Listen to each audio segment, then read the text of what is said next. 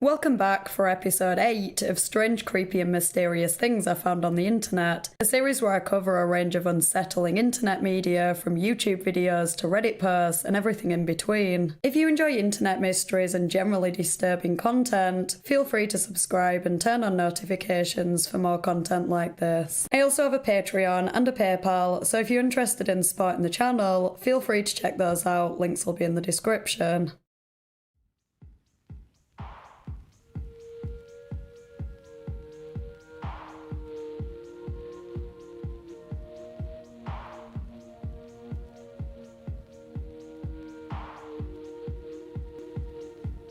This video is sponsored by Athletic Greens.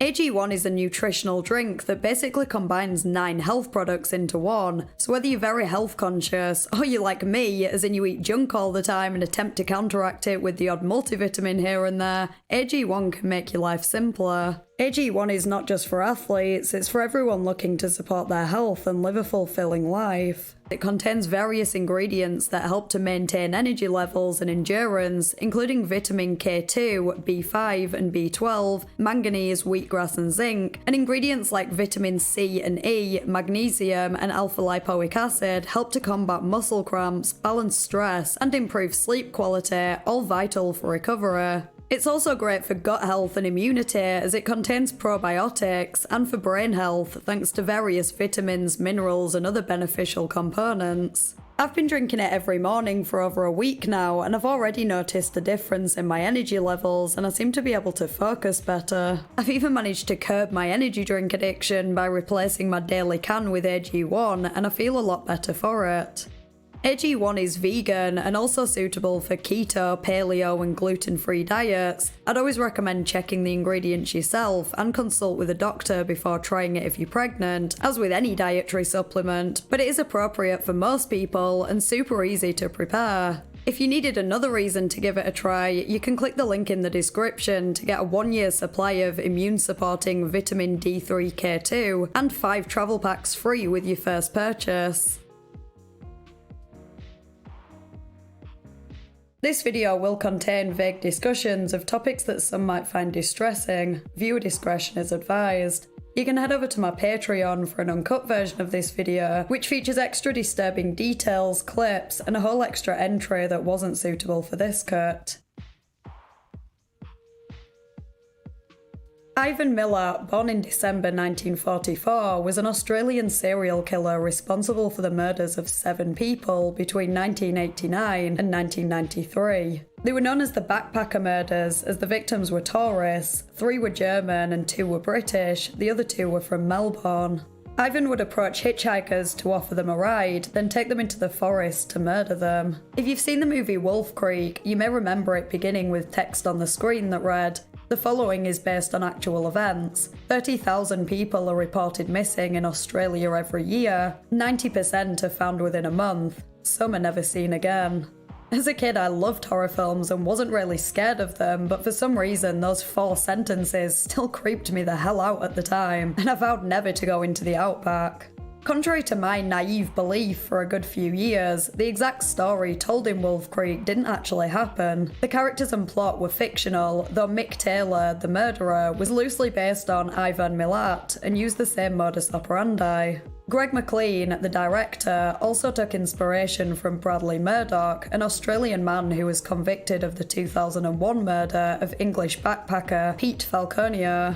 Greg also sprinkled in a bit of Steve Irwin's charisma to create an interesting juxtaposition between Mick Taylor's endearing persona and the psychopath that lurked behind it, seemingly an accurate portrayal of Ivan's personality. In January 1990, Paul Onions from the UK was backpacking in Australia when he accepted a ride from a man who introduced himself as Bill.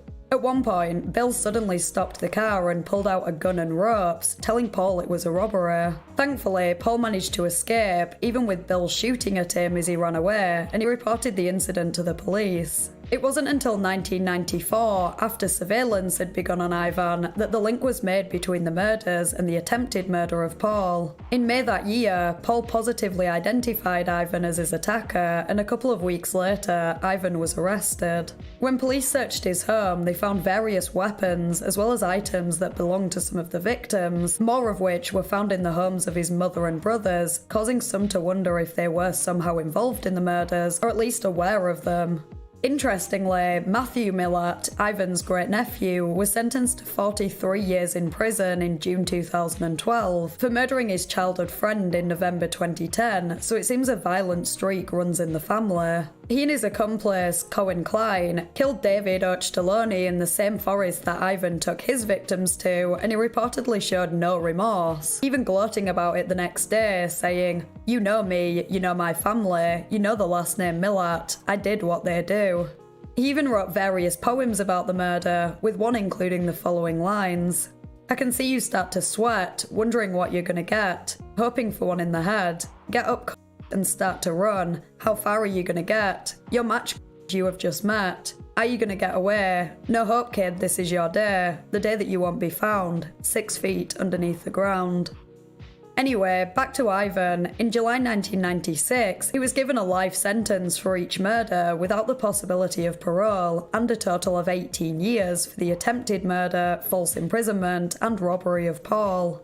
A couple of weeks ago, an Ask Reddit post asked, "People who have encountered or saw a serial killer in their lives, how did it feel like? How was the interaction like?" One user recounted an experience their sister-in-law had when she met Ivan Milat. Their comment read, "Obligatory not me answer, but my sister-in-law encountered Ivan Milat, one of the two men that inspired the Wolf Creek series. She was travelling the east coast of Australia for a few weeks with her brother. One night, her and her brother were having jerky and beer by a campfire when Milat sat down at their campfire. When she first saw him, she thought he was a park ranger because of his style of dress. She thought he was going to tell them that they built their campfire in a prohibited area, but instead he commented on what a beautiful evening it was and pointed out some of the notable stars in the sky. Ivan never properly introduced himself. He just sat down and started chatting. He asked my sister-in-law where she was from, and she told him Darwin. He said, "What's a Darwin girl doing all the way out here?" My sister-in-law explained that she was on a road trip. She seemed to pique his interest when she told him that instead of doing the usual beach vacation, she wanted to do something a little more rugged, like explore caves, do a little rock climbing, and hike trails that were not popular with the tourists. My sister-in-law says that Ivan was friendly and he had a lot of ideas about places she might like to go, including a cave that had a waterfall inside, which was a bit of a hidden gem not well known to tourists. She felt comfortable talking with him, and when he invited her and her brother to join him at his campsite for some rabbit stew and beer, she would have said yes, but her brother instantly turned him down. Ivan's response to the rejection was a slight, "Well, I tried," shrug of the shoulders. He went back to his campsite, and her brother quickly packed their things into their rented Land Rover, and they wound up sleeping in the Rover outside a well-lit gas station that night. She said what was so scary about that night is that she felt almost immediately comfortable around Ivan, no red flags whatsoever. He reminded her of one of her uncles that worked construction, one of those rugged but worldly kind of guys, while her brother was immediately suspicious of the charming stranger. She kind of wonders what would have happened to her if her brother had not been there that night. It must be terrifying for her to look back on that situation, knowing she and her brother could so easily have been Ivan's next victims. Also goes to show that while a gut feeling isn't always right, sometimes it pays to trust it, as it could be the difference in life and death. Another Redditor replied to that comment with the following. "Ah yes, Ivan Milat. One of my friends knows a guy, convoluted connection I know, who actually got a lift from him while backpacking around the countryside. Apparently he got no ill vibes from Ivan initially, until he started driving past the agreed drop-off destination and wouldn't explain why he didn't stop. They kept on going a fair distance, but old mate kicked up enough of a fuss that Ivan eventually stopped and let him out. It gets worse though. Night was starting to fall, and old mate decided that it was too far to bother walking anywhere before dark, so he ended up throwing down his sleeping bag in a small gully, fairly sheltered from view but still within sight of the road. He'd barely gotten set up for the night when he spotted Ivan's car slowly driving back along the road. The car trolled back and forth several times before eventually giving up and driving off. Needless to say, old mate didn't stay at his little campsite for much longer. He took off through the scrub and luckily got all the way back into town a few hours later. A few months later, he saw Ivan on the news and recognised him. Pretty chilling. We obviously have no way of verifying these comments, but if they're true, it's crazy to think how many other close calls there might have been. On this one post, at least 2 Reddit users had stories to share, so it can be surmised that there are others out there who also narrowly escaped death. Another comment was from someone who knew a man that used to work with Ivan. Bloke I know used to work with him. When I found out, I asked if Ivan was a bit of a weird and got met with the most enthusiastic "oh yeah" I have ever received in my life. Told me one story about a nest of baby cockatoos that fell out of a tree on the side of the road they were working on. All the boys in the crew gathered around to try and help the birds, and apparently Ivan came up shouting at them to get back to work, and then stomped on the birds in front of everyone so they weren't distracted anymore. On the flip side of that, he also told me one of his workmates got stung by a bee while driving a truck in the middle of nowhere, and he started to pass out at the wheel. My mate got in and took over the driving, but not being a trucker, he was really struggling. He said he was sending out help messages over the CB radio, and Ivan had just caught one message, phoned the cops, and rushed out to where they were to grab old mate out of the truck and speed him off to the hospital with a police escort. I asked if he ever got that inkling from Ivan, and my mate's words were, "He was off, but I didn't suspect it." After the police called me in to question me about him though, I started to put together all the f***ed up things he'd done, and then I believed it. These 2 stories, alongside the other comments, are interesting because it shows Ivan had 2 sides. One that was cold, heartless, callous and psychopathic, and another that was, or at least appeared to be, caring, charming, friendly and endearing. From the bird story though, it doesn't sound like he only displayed the second side and kept the darker side hidden all the time, unlike some other serial killers where everyone who knew them was totally shocked to find out they were capable of that. To keep up such a persona must take a lot of work though, and it seems almost inevitable that the mask would slip every now and again.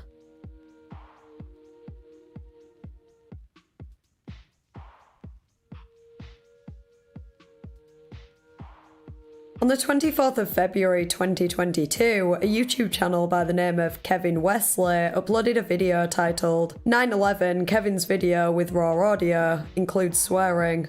At the time of filming this, the nearly 9-minute video has amassed over 3 million views, and it's not hard to see why. The footage is about as clear as it could have been for 2001, filmed from a boat which, according to the comments, was taking tourists to the Statue of Liberty, beginning shortly after one of the planes crashed into the World Trade Center and showing the second plane flying through the sky and straight into the already smoking building. Screams and gasps can be heard as one man shouts, "What is going on?" Another repeatedly says, "My lord," and a third proclaims that they did it on purpose. The video gave me chills. It almost immerses you in the event, and for a moment you're lost in the pure shock and terror of those who actually witnessed it firsthand. In case you're wondering why it was only recently uploaded, the description clarifies. I posted this video in the 2000s, but accidentally left it private until now. If the footage wasn't showing such a devastating event, it'd be kinda hilarious that the uploader didn't realise they'd not publicly uploaded it for 20 years. The top comment reads, "Oops, I forgot about the most important video I've ever recorded for 2 decades. My bad, guys." Most of the comments consist of people who were impressed by the quality of the footage and thanked the uploader for finally posting it. Others shared their own experiences of the event, whether they were there to see it in person or vividly remembered it happening on TV. However, some commenters were suspicious of the video and Kevin, the man who uploaded it, for a few reasons. Notably, they didn't believe Kevin's story that he uploaded the video but accidentally made it private and only realised so many years later. He doesn't actually make it clear that he uploaded it to YouTube as opposed to another site. Obviously, YouTube didn't exist at the time the video was filmed, it was only founded in 2005, so Kevin could have uploaded it then, or to another site shortly after he filmed the event, and only recently uploaded it on YouTube. Admittedly, it is kind of hard to believe that when so much footage has gone viral from that day, that at no point did Kevin think about sharing his again, assuming he was under the impression that his footage was out there but hadn't gained traction. Then again, maybe he's just not very tech savvy or doesn't use the internet much. It could suggest that there was a different reason, possibly that seeing the video forced him to relive a very traumatic event, and so he pushed it out of his mind for years until he finally felt ready to share it. The description of the video explains that Kevin gave a Sunday service on a scout trip to Shiloh battlefield and showed the video as part of it. He also details other events that occurred while he was an aircraft commander in combat missions in Iraq. It's clear that the unimaginable scenes he witnessed have affected him, and he uses a quote from Harry Potter to illustrate this when, spoiler alert I guess, Dumbledore says Draco can't be the one to kill him because his soul is not yet so damaged, and Snape asks, what about his soul?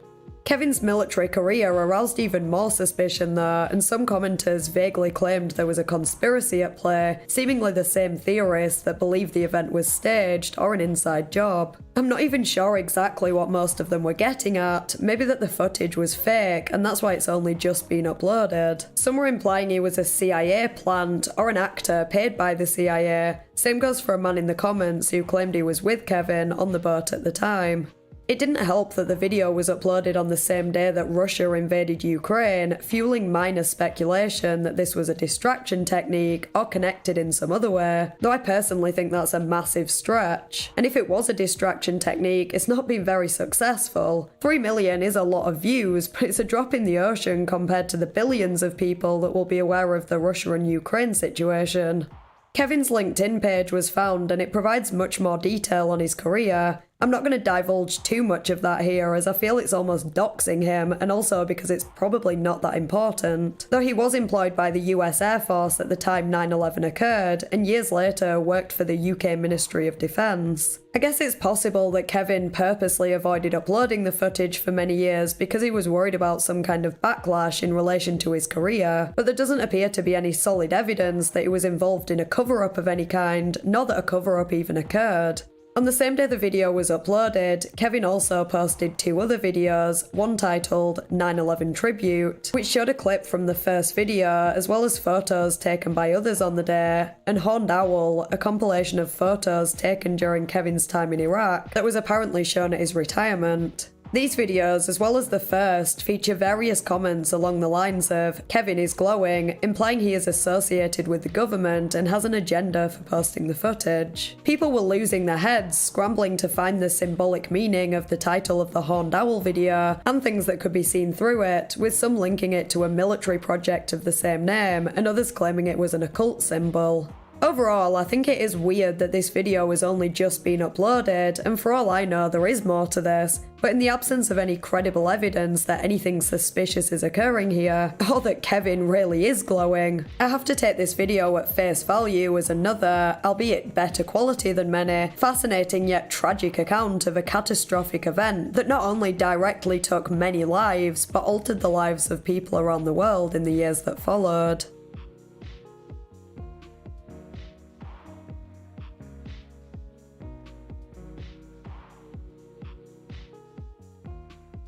Wikipedia is truly a phenomenal website. It has pages on everything from historical events and politics to TV shows and celebrities. And of course, there are many disturbing articles too. One I came across a few weeks ago didn't initially strike me as such, and while slightly mysterious, it doesn't necessarily claim to be disturbing, but the more I thought about it, the more I wondered if the ramifications of it could be in some instances. The article is titled "Abandoned Footwear," and as you probably guessed, it focuses on boots and shoes that have been found in unusual and out-of-the-way places, such as ponds or at the side of the road. It's honestly not something I've ever really taken notice of before, but since reading the article, I'm seeing loads of them. I've noticed items of clothing in the past too, though shoes seem to be more common, even taking into account that items of clothing would be blown easier in the wind, animals might make use of them for nests and bedding, and footwear is likely to last longer. For example, leather shoes are estimated to last 25 to 40 years outside.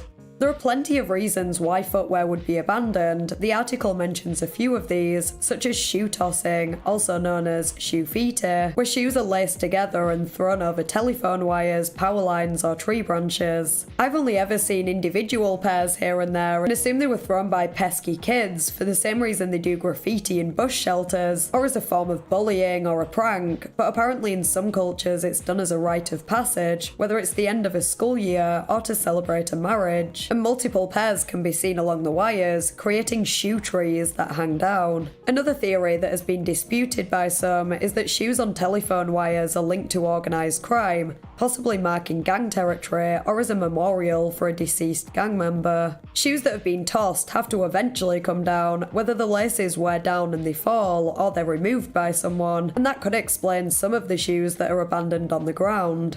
The Wikipedia article also states that shoes can be left behind as a symbol of retirement in sport. For example, when Rulon Gardner, an American gold medalist wrestler, left his shoes on a mat, bowed his head, and walked away as a sign that was his last fight. I doubt that would account for many abandoned shoes outside though, as I can't imagine it being a common occurrence, and when it does happen, it'd usually be inside.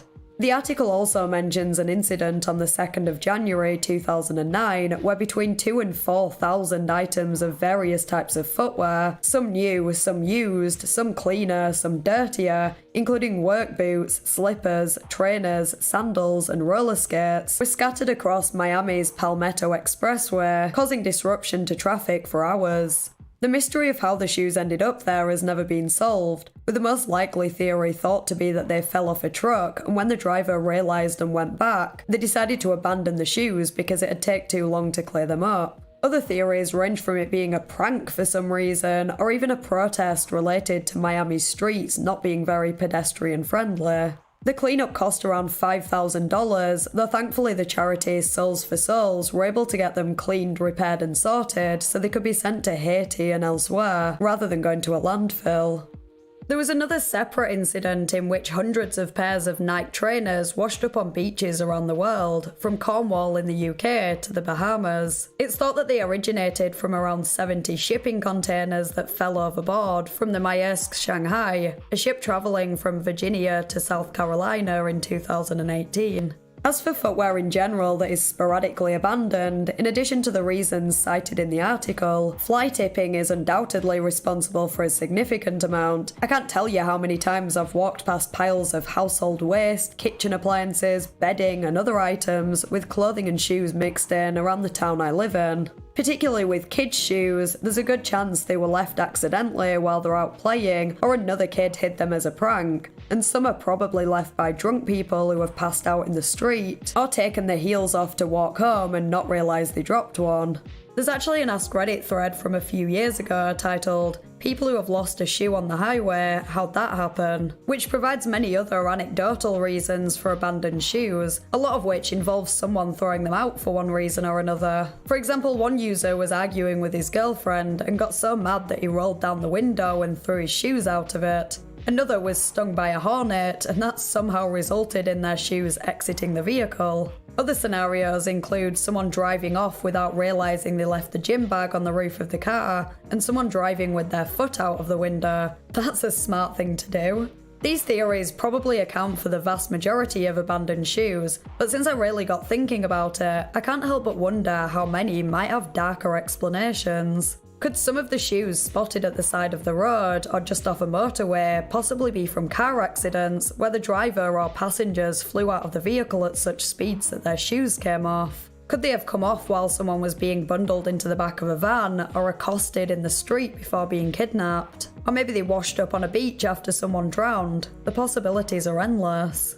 I did a bit of Googling to see if I could find any information on this, and apparently it's not totally uncommon for shoes to come off in an accident, particularly if a pedestrian has been hit at high speed. Within the last few days, a shoe washed up on a beach in Scotland, believed to belong to 34-year-old Sean Banner, who went missing around midnight on the 23rd of April. As a result, it's believed that he might have somehow ended up in the water, though authorities are still searching for him. There have even been numerous reports of washed up shoes containing severed feet, which, in case you're curious, is because the soft tissues and ligaments around the ankles are eaten by scavengers, detaching the foot from the rest of the body. The feet themselves are often protected by the shoes. I also got onto the 9/11 Memorial and Museum website, slightly off topic, though I'm sure there were numerous abandoned shoes after that event. The museum has received various pairs of shoes donated by survivors, and they pair photos of the shoes with their stories on the website. For example, Alfred Segro was working in his office that day when the glass entrance to his office shattered.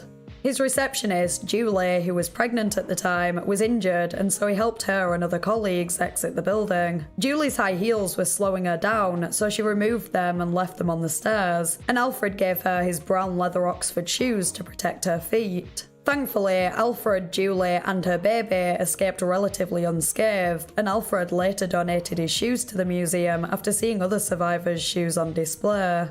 On a lighter note, I would like to recommend the Facebook group Shoes on the Side of the Road, which is dedicated to, quote, documenting the perplexing phenomena of lone shoes on the side of the road and to unravelling the mystery of how they came to be there. The creator of the page even takes the time to write out a little rhyme with each photo. All these stories and theories go to show that a pair of shoes, or just an individual shoe, can tell a story. Maybe you'll think twice next time you come across one that's been abandoned, as you never know if it's been thrown out of a car by a guy who's angry at his girlfriend, or if there's a much less amusing explanation.